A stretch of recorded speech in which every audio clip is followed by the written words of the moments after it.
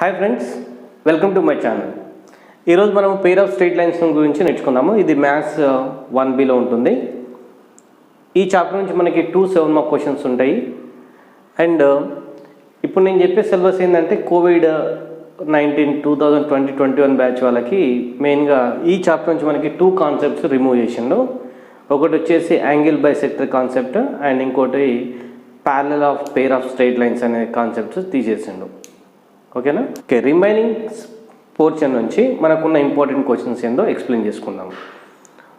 మీరు కనుక first time నా ఛానల్ చూస్తున్నట్లయితే ప్లీజ్ సబ్స్క్రైబ్ చేసుకోండి, అలానే బెల్ ఐకాన్ కూడా క్లిక్ చేసుకోండి.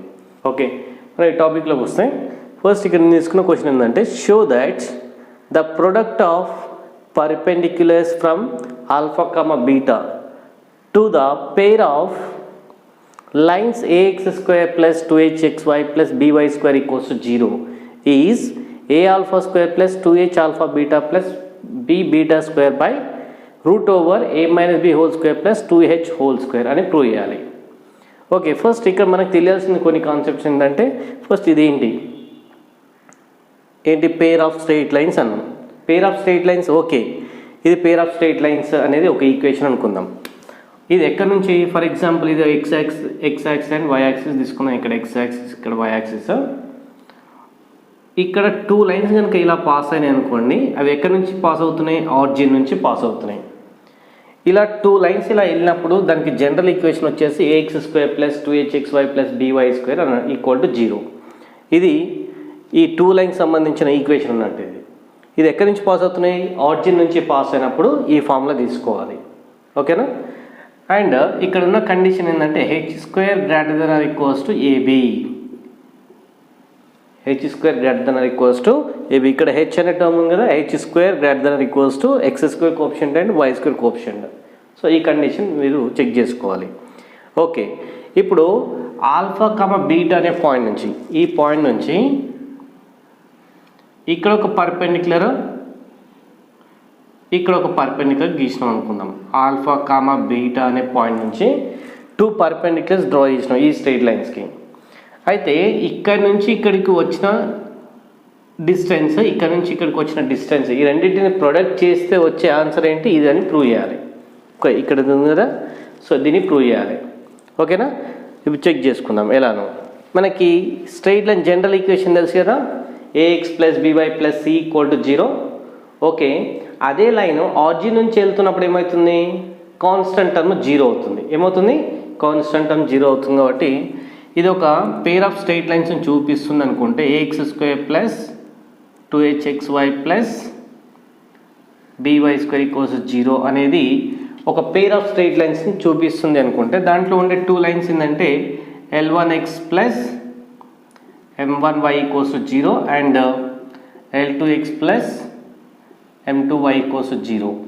ఈ 2 లైన్స్ ఇప్పుడు ఇందాక నేను గీసుకున్నాను కదా ఆరిజిన్ నుంచి వెళ్ళిన లైన్స్, అలా అన్నట్టు. ఓకే, ఈ 2 లైన్స్ ఒకవేళ ప్రొడక్ట్ చేస్తే కంపల్సరీ మనకి దీనికి ఈక్వల్ కావాలి. చేద్దాము. ax square plus 2hxy plus by square equal to first line ఏంటి, l1x plus m1y into l2x plus m2y. Okay, ఇప్పుడు ఈ రెండింటిని ప్రొడక్ట్ చేద్దాం. l1 ఇంటూ l2 అవుతుంది. ఇది l1 l2 ఈ రెండింటికి కలిపి x ఇంటూ x స్క్వేర్ అవుతుంది plus next l1 m2 x into y xy. Next m1 l2 దాన్ని నేను ఏమని రాస్తుంటే l అనేది ఫస్ట్ రాసి l2 m1 xy, ఇక్కడ y ఇంటూ x xy అవుతుంది. Next m1 into m2 y into y square, y into y square. చూడండి l1 l2 x square plus ఇక్కడ xy common ఉంది కాబట్టి ఆ రెండు కామన్ తీసేస్తున్నా, l2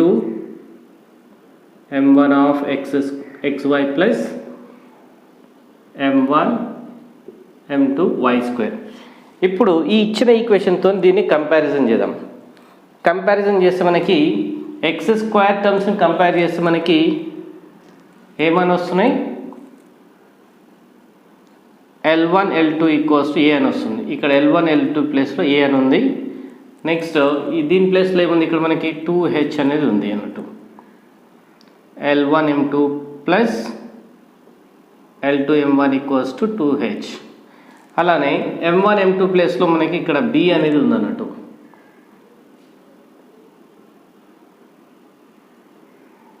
M1 M2 equals to B. ఈ టర్మ్స్ని యూజ్ చేసుకొని మనము ఈ పర్పెండిక్యులర్ డిస్టెన్స్ అని చెప్పినాం కదా. ఇప్పుడు ఒక పాయింట్ నుంచి ఒక స్ట్రెయిట్ లైన్కి పర్పెండిక్యులర్ డిస్టెన్స్ ఫార్ములా ఏముంటుంది, ax1 plus by1 plus c/√a² plus b² అనే ఫార్ములా తెలుసు కదా. అదే ఫార్ములాని ఇప్పుడు అప్లై చేస్తాం అన్నట్టు. మనకి ఫస్ట్ ఆల్ఫా కామా బీటా నుంచి alpha comma beta to perpendicular distance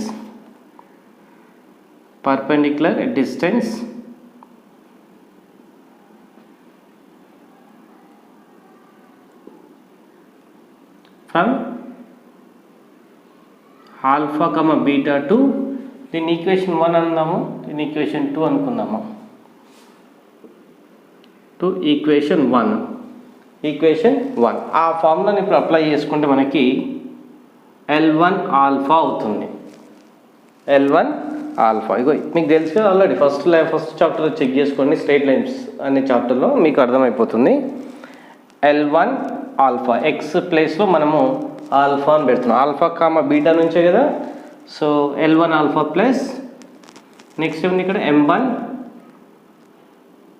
beta by √L1² plus M1². అర్థమే కదా. అలానే perpendicular distance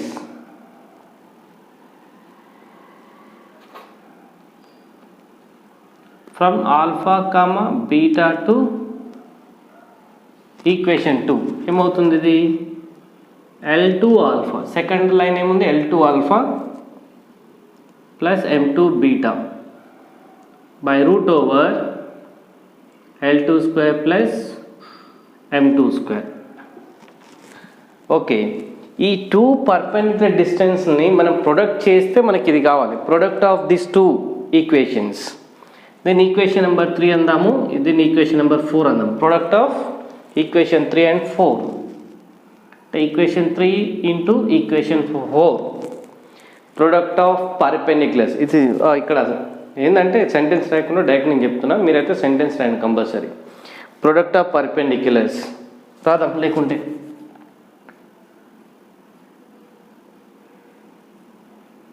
product of perpendiculars equal to L1 alpha plus M1 beta by √L1² plus M1² into L2 alpha plus M2 beta by √L2² plus M2². ఇప్పుడు ఈ రెండింటిని product చేద్దాం. ఓకేనా, మనకి ఏమొస్తుందో check చేద్దాము. L1ని L2ని ప్రొడక్ట్ చేద్దాం. L1 L2 ఆల్ఫా స్క్వేర్ అవుతుంది. తర్వాత L1 M1 M2 L1 M2 alpha beta L1 M2 alpha beta plus next M1 L2 అంటే L2 M1 అని రాయొచ్చు కదా. L2 M1 alpha beta plus M1 M2 beta square అవుతుంది.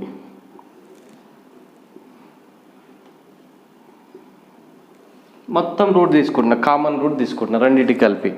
ఇక్కడ M1 M2 beta square అవుతుంది. లోపల ఏమవుతుంది మనకి L1² into L2² plus L1² into M2² plus L2 square into M1 square plus M1 square into M2 square. ఈ పైన L1 L2 అంటే మనకి ఇక్కడ వచ్చినాయి కదా ఆల్రెడీ. L1 L2 అంటే A అని, L1 M2 plus L2 M1 అంటే 2H అని, M1 M2 అంటే B అని వచ్చినాయి కదా, అవి రాసుకుందాం ఇక్కడ. ఫస్ట్ ఇది ఏమవుతుంది మనకి A ఆల్ఫా స్క్వేర్ ప్లస్ ఇక్కడ L1 M2 L2 M1 అనేది కామన్ ఇద్దాం.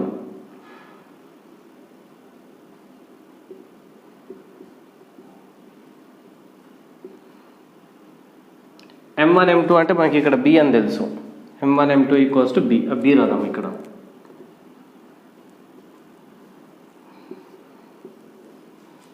ఇక్కడ చూడండి L1 L2 M1 M2 అనేవి రెండు ఒక దగ్గర రాసుకొని నేను ఏం రాస్తున్నా అంటే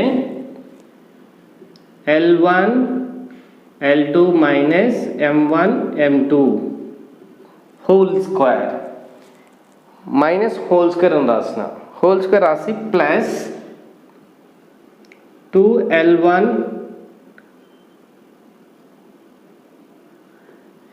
L2 M1 M2 అంటే దీన్ని సింప్లిఫై చేసి దీనికి యాడ్ చేస్తే మనకి ఇవే టర్మ్స్ రెండు వస్తాయి అన్నట్టు. L1 square L2 square plus M1 square into M2 square అని వస్తుంది. అలానే మిగిలిన ఈ మధ్యలో ఉన్న టర్మ్స్ ఉన్నాయి కదా, ఈ రెండింటిని కూడా ఏమని రాసుకోవచ్చు అంటే మనము plus L1 M2 plus L2 M1 whole square minus